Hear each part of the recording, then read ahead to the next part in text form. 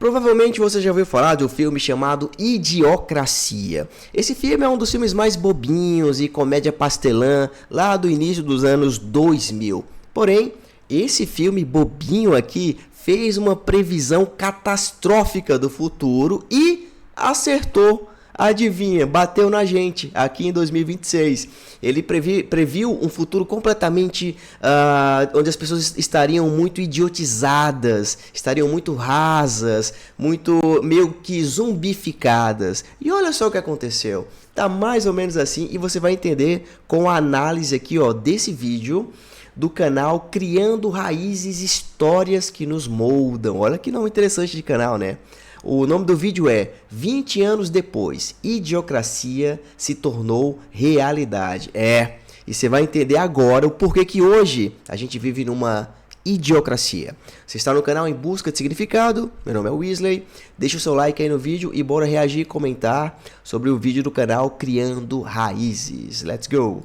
No ano de 2006, Idiocracia fez uma previsão que parecia absurda. 500 anos no futuro, o mundo seria governado por idiotas. O curioso é que o filme errou em apenas uma coisa: o prazo. 20 anos depois do lançamento desta obra, parece que nós já vivemos neste universo. Políticos performáticos, megacorporações criando monopólios, anúncios pra todo lado e, é claro, pessoas viciadas em entretenimento raso e barato. Existem... E aí, parece ou não parece com os dias de hoje? Todo mundo viciado em entretenimento raso e barato, viciado em dopamina barata, né? As redes sociais nos viciaram nisso. Os cassinos, os OnlyFans da vida, pornografia e tudo que você já conhece, né? Estamos idiotizados, o filme acertou. Exatamente 6 pontos em que Idiocracia acertou em cheio sobre a degradação da nossa sociedade. Nesse vídeo eu vou te mostrar todos eles e vou explicar como uma previsão de 500 anos começou a parecer realidade em menos de 2 décadas. Olá, eu sou o Guilherme e eu preciso te dizer que talvez o filme mais profético já feito não seja uma grande distopia futurista, nem um drama filosófico e nem sequer uma crítica social sofisticada. Talvez ele seja apenas uma comédia pastelão dos anos 2000. Pois é. Por incrível que pareça, uma comédia pastelã dos anos 2000 acertou em cheio nos dias de hoje, cara. Olha que impressionante. Piadas idiotas e personagens completamente caricatos. Idiocracia é um filme típico do início do segundo milênio. Mas existe algo nessa obra que as outras comédias não tinham. De maneira intencional ou não, esse filme parece ter entendido perfeitamente o rumo que a nossa civilização está tomando. É isso aí. Então, vamos mergulhar nessa obra. A história começa nos apresentando o protagonista Joe Bowers. Ele trabalha como bibliotecário para o exército americano, numa época onde livros são tão relevantes quanto máquinas de escrever. Joe não é brilhante, não é talentoso, não tem grandes sonhos, nem uma vida particularmente interessante. Ele é, provavelmente, a pessoa mais mediana de todo o planeta. E é justamente por isso que ele foi selecionado como cobaia para participar de um projeto de criogenia, onde, a princípio, ele seria mantido congelado pelo período de 1 ano. Porém, por diversos... veja bem, nessa época, ele era a pessoa mais mediana do planeta Terra, né? Ele foi congelado e descongelado lá na frente. E olha o que aconteceu. O experimento acabou sendo cancelado na metade, e simplesmente esqueceram de acordá-lo. E quando Joe finalmente desperta, o ano é de 2505, e ele descobre que o mundo mudou completamente. Mas acredite se quiser, o que mais assusta não é o fato dele estar no futuro, é descobrir que mesmo sendo um cara completamente medíocre, ele é a pessoa mais inteligente de todo aquele universo. Pois é. Ao despertar, Joe se vê num mundo que se tornou um gigantesco lixão. Com o passar dos anos, as pilhas de dejeto foram se acumulando e crescendo, o novo lixo produzido começou a ser colocado em cima dos montes já existentes, e assim as coisas seguiram até chegar no ponto em que metade do planeta se transformou num grande aterro sanitário. E da mesma forma que na Europa atual nós temos os escombros dos aquedutos romanos como sinais da grandiosidade de uma civilização antiga, em Idiocracia a Terra é cheia de escombros de viadutos com 8 pistas. Sinais de uma tecnologia antiga que eles jamais serão capazes de replicar novamente. E não bastasse essa decadência evidente nos cenários, a vida comum, a vida cotidiana das pessoas também está cheia de problemas. A terra para plantio está completamente árida e seca, há uma gigantesca crise alimentícia acontecendo, as tempestades de areia são constantes nesse universo e ninguém, absolutamente ninguém, sabe o que fazer pra resolver nada disso. E é aqui que vem aquele que vai ser o grande plot twist dessa história. O Joe Bowers, o nosso protagonista completamente mediano, vai acabar descobrindo que o motivo de todas essas crises é tão, mas tão ridículo que até ele, um bibliotecário do exército, conseguirá resolvê-las facilmente, mesmo tendo que lidar com políticos malucos e pessoas estúpidas no processo. Mas antes de chegar lá, ele precisa fazer uma minuciosa investigação pra descobrir como a humanidade emburreceu tanto. E é claro que aqui, na ponta do nosso iceberg, nós temos o entretenimento barato. Exato, ó, o entretenimento barato emburreceu aquela população lá e está emburrecendo a nossa. Saiu até uma pesquisa, né, desses últimos tempos aí, em que essa geração atual, dessa gurizada que está nascendo pela primeira vez na história da humanidade. A próxima geração está vindo com QI menor que a geração anterior. Porque geralmente as próximas gerações nascem mais inteligentes, né, com QI mais desenvolvido que a anterior. Mas dessa vez não. Se essa de agora chegou com QI um pouco involuído, então a próxima lascou. Tamo ferrado, galera. Se esse filme tiver correto. Aqui vale lembrar que quando esse filme foi criado, ainda não existia essa combinação insana de vídeos curtos hiperestimulantes com um algoritmo que sabe como te viciar. O ápice da decadência cultural quando esse filme foi criado ainda era a televisão. O que domina o imaginário da população de Idiocracia são programas escrachados com um entretenimento 100% baseado em pessoas sendo atingidas nas suas partes íntimas. Vale ressaltar que os telespectadores ficam completamente anestesiados enquanto assistem, da mesma forma que nós ficamos quando estamos nas redes sociais. E aqui, até os jornais precisam ser apelativos para chamarem atenção. E existe uma coisa que nós sabemos desde a política do pão e circo da Roma Antiga. Uma população que está constantemente entretida é extremamente fácil de manipular. Só que é claro que o problema foi se agravando. Na Roma Antiga, os espetáculos aconteciam nos coliseus. Quando Idiocracia foi gravado, ele acontecia nas salas das nossas casas. Mas no nosso mundo atual, ele acontece na palma das nossas mãos. E esse é, sem dúvidas, um dos motivos de nós termos acelerado tanto essa previsão. Isso porque quando o entretenimento é infinito, estimulante e aparentemente gratuito, o preço que nós pagamos por ele é a nossa própria capacidade de pensar. E Isso. Assim como aquela série, aquele documentário da Netflix que falava sobre redes sociais, o algoritmo das redes, ela dizia que quando as redes são de graça, quando o produto é de graça, significa que o produto é você, né? Quando o serviço é de graça é porque você é o produto. E as redes sociais fazem de nós todos produtos, né? Eles querem a atenção. A moeda de troca mais valiosa do mundo atualmente é a atenção. E nossa atenção está onde? Em vídeos curtos, em coisas bobinhas, em videozinhos engraçadinhos e no TikTok. E com isso, nosso QI, nossa capacidade de retenção, de atenção, vai indo para o brejo, né? Podem ver que hoje os diagnósticos de TDAH são gigantescos. Até gente que nunca teve TDAH está sendo diagnosticada com TDAH, né? Porque não consegue mais prestar atenção num filme. Tem pesquisas aí que falam que adolescentes não conseguem mais ficar parado assistindo a um filme de 1h30, não conseguem. Eles têm que pegar no celular, eles se distraem, esquecem o que está acontecendo na tela. Tá complicado. Eu não sei onde é que a gente vai parar, tá? Espero que o Idiocracia não esteja correto.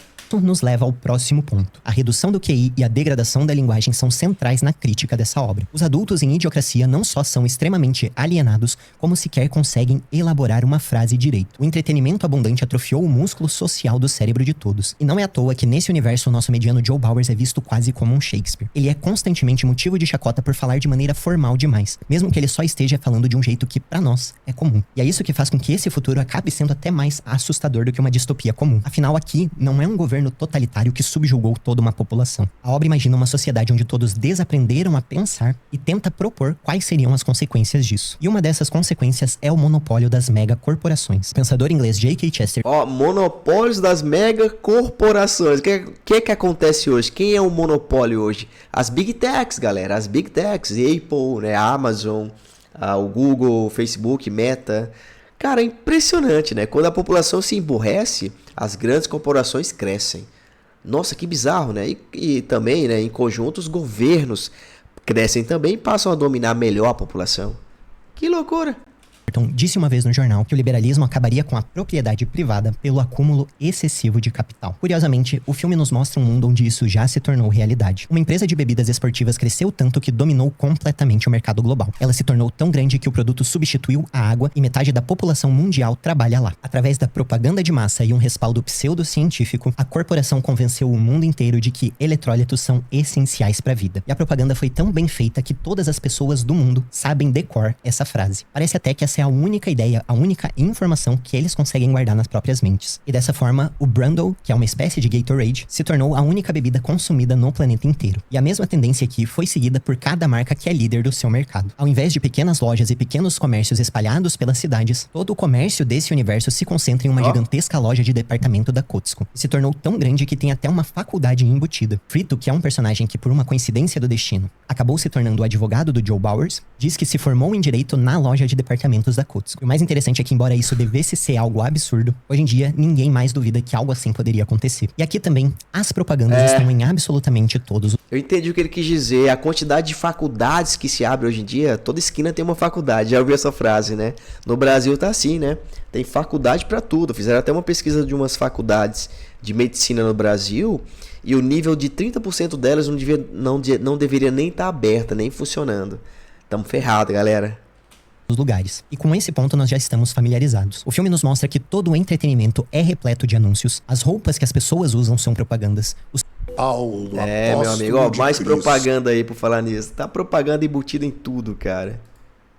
Propaganda. Os hospitais são propaganda. E a própria linguagem, a própria forma das pessoas falarem parece propaganda. Eu sei que tentar juntar todos esses pontos pode parecer algo exagerado. Mas pense bem. Será que esse domínio das megacorporações já não é algo que está se instalando na nossa realidade? Hoje em dia, se você vai no mercado e quer comer um chocolate, é praticamente impossível você fugir da Mondelez ou da Nestlé. Lacta, Garoto, Milka, Bis, Toblerone, praticamente qualquer chocolate que você pense em comprar pertence a uma dessas duas empresas. Pois é. Aliás, não é famoso monopólio. Coincidência que todos os chocolates vêm piorando ao mesmo tempo de uns anos pra cá. Cada vez temos menos cacau e mais aditivos. E quando só duas empresas têm praticamente o monopólio de todo o mercado, é muito fácil você fazer um acordo de cavalheiros para diminuir a qualidade do chocolate, enquanto ambas saem beneficiadas com um aumento na margem de lucro. Em outros mercados, o cenário é praticamente o mesmo. No caso das cervejas, quase tudo está sob o guarda-chuva da Ambev. No caso das bebidas, a Coca-Cola tem um domínio gigantesco, sendo dona de diversas marcas de refrigerantes, sucos, e nos últimos anos dona até de marcas de água. E dessa forma, as megacorporações só crescem. Todo novo pequeno concorrente que surge e resolve ameaçar o monopólio é imediatamente comprado antes que comece a dar dor de cabeça. E vendo dessa forma, não é loucura imaginar que um dia tudo seja fundido numa grande companhia que faz lobby com todos os políticos, convence a todas as pessoas através de propaganda pseudocientífica de que seus produtos são indiscutivelmente bons. E falando nos políticos, é claro que eles não poderiam faltar em idiocracia. Se tem uma coisa que é verdade, doa a quem doer, é que numa democracia, os políticos são, de fato, os legítimos representantes do povo. Eles são nada mais nada menos que um reflexo da sua população. Em Idiocracia, o presidente é o grande Dwayne Camacho, alguém completamente qualificado para o cargo. Ex-ator de conteúdos adultos e lutador...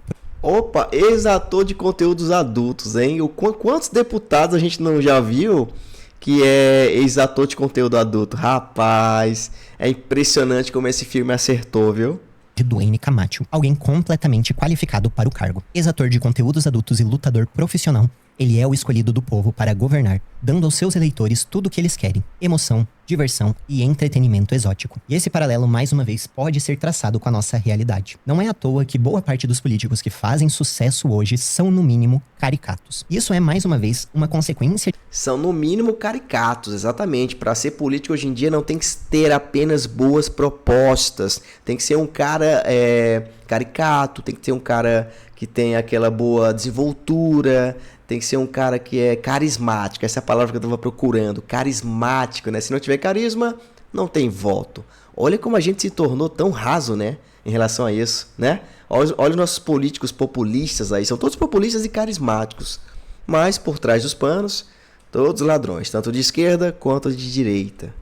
Direta daquele problema que tá na ponta do iceberg. Conteúdo barato que fez com que as pessoas precisem de muito estímulo para prestar atenção em algo, levou essa luta pela atenção para o campo da política. E isso fez e faz cada vez mais com que a política se torne um circo. E esse é o conjunto do caos. É essa união de fatores que levou a sociedade de idiocracia pro buraco. Políticos ruins são eleitos por pessoas alienadas. Esses mesmos políticos facilitam para que as empresas criem monopólios, e os monopólios, por sua vez, fazem o possível para manter as pessoas na situação em que se encontram. E o entretenimento entra como a cereja do bolo que ameniza todas as tensões sociais. E assim, esse ciclo se repete infinitamente. Mas a pergunta que fica é: existe uma saída para isso? E como um cara mediano que não é particularmente bom em nada conseguiu resolver aquelas crises globais que nós falamos no começo? E aqui nós precisamos entender que os problemas do nosso mundo, assim como os problemas de idiocracia, surgem todos de uma mistura peculiar de ganância com burrice. Para que a Brundle conseguisse um monopólio industrial ela precisava que a população fosse uma massa sem senso crítico. Dessa forma, através da propaganda repetida à exaustão,